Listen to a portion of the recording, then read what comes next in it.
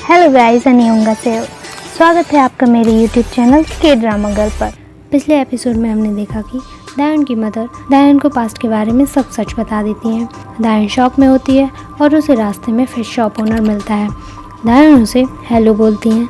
Fish shop owner बोलता है कि क्या वो ठीक है। फिर वो दोनों स्टोर जाते हैं। फिश शॉप ओनर दायन को घर तक छोड़ने जाता है क्योंकि वो चेक करना चाहता है कि क्या दायन की मेमोरीज वापस आ गई हैं। पर दायन को कुछ याद नहीं होता। फिश शॉप ओनर दायन की शूलेस बांधकर वहाँ से चला जाता है। दायन को उन पर थोड़े डाउट्स होते हैं। फिर दायन घर पहुंचकर नानी को देखकर बहुत रोने लगती है। दायन की मदर ड्रिंक कर रही होती है और वहाँ इंस्पेक्टर ट्योल आ जाते हैं और वो बोलती हैं कि बचपन में दायन गायों के साथ थी। फिर पास्ट के बारे में दिखाया जाता है जब इंस्पेक्टर च्यूल ने उन्हें बताया था कि वो आदमी मर गया है जिस पर उन्होंने अटैक किया था और इंस्पेक्टर च्यूल ने बॉडी को छिपा दिया है। पर दायन की माँ बोलती हैं कि ये ठीक नहीं है, वो उसे अरेस्ट कर ले और वो पुलिस को सब सच बता देंगी। इंस्पेक्टर च्यूल बोलते हैं कि उसे जेल हो जाएगी, फिर दायन अकेली पड़ जाएगी, इसलिए उन्हें चुप रहना चाहिए। और फिर दायन की मदर गायों के बारे में पूछती हैं तो इंस्पेक्टर च्यूल बोलते हैं कि उसका केस इस केस से अलग है क्योंकि उन्हें गायों का कोई क्लू नहीं मिला था वहाँ पर। दायन की माँ बोलती हैं कि उन्हें तब रिपोर्ट कर देनी चाहिए थी तो वो शायद गायों को ढूंढ सकते थे। पास्ट में दायन की मदर रिपोर्ट करने गई थी पर इंस्पेक्टर च्यूल ने उन्हें बताया था कि उन्हें गायों का किडनैपर मिल गया है। दायन की माँ बोलती हैं कि सारी गलती उनकी है और वो अपने आप को कभी माफ़ नहीं कर पाएंगी। दायन और उसकी नानी बात कर रहे होते हैं। दायन बोलती है कि अब वो गेहून को क्या बोलेगी। दायन उदास होती है। जो गेहून फील कर सकता है वो दायन को कॉल करके पूछता है कि क्या वो ठीक है। दायन बोलती है कि हाँ वो ठीक है और रोने लगती है। गेहून की आंखों से भी आंसू आने लगते हैं। वो बोलता है कि दायन झूठ बोल रही है। फिर वो दोनों मिलते हैं। दायन गेहून को सब बता देती है जो उसकी माँ ने उसे बताया था कि दायन की मदर ने एक क्रिमिनल को मार दिया था और ये उन्होंने सीक्रेट रखा था। अगर वो तब उसकी रिपोर्ट कर देती तो शायद वो लोग गेहून को भी ढूंढ सकते थे। दायन गेहून से सॉरी बोलती है। गेहून कंफ्यूज हो जाता है कि वो गुस्सा हो या फिर दायन को आंसू पहुँचे। नेक्स्ट डे गेहून रेस्टोरेंट आता है जहाँ वो जिन्हो से बोलता है कि वो ये रेस्टोरेंट बंद कर रहा है, उसे ये नेबरहुड पसंद नहीं है। फिर वहाँ दायन की मदर आ जाती हैं। वो गेहून से माफ़ी मांग रही होती हैं पर गेहून बोलता है कि वो कुछ ना बोले, उन्होंने किसी का मर्डर किया है और ये सीक्रेट भी रखा। गेहून बोलता है कि वो उनसे उस बात का जस्टिफिकेशन नहीं सुनना चाहता। वो चाहता है कि वो इस बात के रिग्रेट और गिल्ट के साथ जिए और उन्हें वहाँ से जाने के लिए बोल देता है। दायन भी उन्हें देख रही होती है। फिर दिखाते हैं कि पुलिस स्टेशन में जीवन तक अपना रिजाइनेशन देने आता है और चीफ से बोलता है कि वो उसे अरेस्ट भी कर सकते हैं। फिर मिंजो चीफ से बोलती है कि वो जीवन तक को माफ़ कर दें। चीफ मिंजो पर गुस्सा करते हैं कि जीवन तक को माफ़ी मांगनी चाहिए। फिर मंजू जीवन तक से बोलती है कि वो चीफ से माफ़ी मांगे पर जीवन तक माफ़ी मांगने से मना कर देता है। फिर इंस्पेक्टर च्यूल दायन से बात करने आते हैं। पहले वो दायन से माफ़ी मांगते हैं और पूछते हैं कि उन्हें कहाँ बंद किया गया था 18 साल पहले। वो बताती है कि उसे मिस्टर यांग जो ट्रक ड्राइवर हैं उनके घर के बेसमेंट में बंद किया गया था पर तब वो वहाँ नहीं रहते थे। इंस्पेक्टर च्यूल वो घर देखने जाते हैं। दायन और गेहून पुरानी बातों के बारे में याद कर रहे होते हैं कि उन्होंने एक दूसरे से बोला था कि वो साथ में क्या क्या करना चाहते हैं। दायन ने बोला था कि वो गेहून के साथ अज्यूमेंट पार्क और दूसरे रेस्टोरेंट्स में जाकर टेस्टी फूड खाना चाहती है और वो गेहून के साथ बहुत सारी सेल्फीज भी लेना चाहती है। गेहून को ये सभी काम पसंद नहीं होते पर वो बोलता है कि वो दायन के साथ ये सब करेगा। दायन पूछती है कि गेहून क्या करना चाहता है।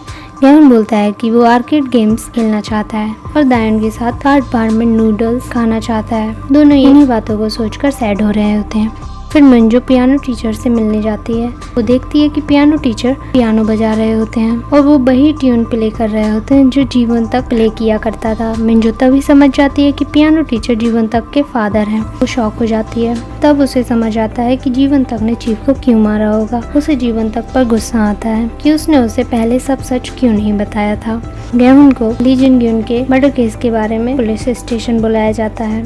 उसके बाद गैहुन अपनी मदर से मिलने जाता है। बोलता है कि उन्हें उनकी याद आ रही थी। उसकी मदर बोलती है कि अगर वो अपने फादर को याद कर रहा है तो वो उनसे बात कर सकता है। फिर इंस्पेक्टर चियोल चीफ से पूछते हैं कि क्या उन्हें उस दिन जब गैयोंग गायब हुई थी तो उन लोगों ने सभी खाली हाउसेस को चेक किया था। चीफ बोलते हैं कि हाँ, उन्होंने अलग अलग होकर सभी हाउसेस को चेक किया था। इंस्पेक्टर चियोल बोलते हैं कि मिस्टर यांग का घर भी उस टाइम खाली था। उस घर को किसने चेक किया था चीफ को याद नहीं आता। फिर इंस्पेक्टर चियोल ड्रिंक करने चले जाते हैं। वो फिश शॉप ओनर के साथ ड्रिंक करते हैं। उनका मूड खराब होता है। यहाँ चीफ फाइल चेक करते हैं और बताते हैं कि उस एरिया की चेकिंग इंस्पेक्टर चियोल ने ही की थी। पर इंस्पेक्टर चियोल को कुछ याद नहीं आ रहा होता। वो वहाँ से जाने लगते हैं। तब उन्हें फिश शॉप ओनर को देखकर याद आता है कि जब वो हाउस की चेकिंग कर रहे थे तो यंग हुन उनके पास आया था हेल्प करने के लिए।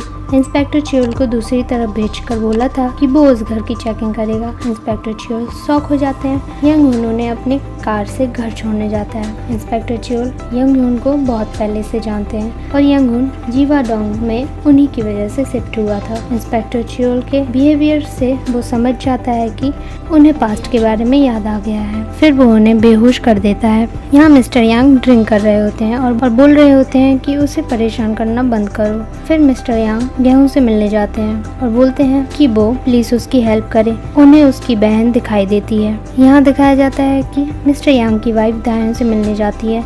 वो बोलते हैं कि लास्ट टाइम वो उसके घर क्यों आई थी, क्या वो उनके हस्बैंड से मिलने आई थी गैयोंग से रिलेटेड बात करने के लिए, और उन्हें लगता है कि शायद उनके हस्बैंड ने गैयोंग का मर्डर किया है। यहाँ मिस्टर यांग बोलते हैं कि 18 साल पहले जिस दिन उसकी बहन गायब हुई थी तो लोग सोचते थे कि वो जीवाडोंग में उस रात नहीं थे, पर वो उस रात जीवाडोंग वापस आ चुके थे। उन्हें उनकी वाइफ घर पर नहीं मिली थी और उनके घर की हालत भी बहुत खराब थी, जिससे उन्हें बहुत गुस्सा आ गया था। तभी उन्हें काम से रिलेटेड कॉल आया था। वो वहाँ से जा रहे थे।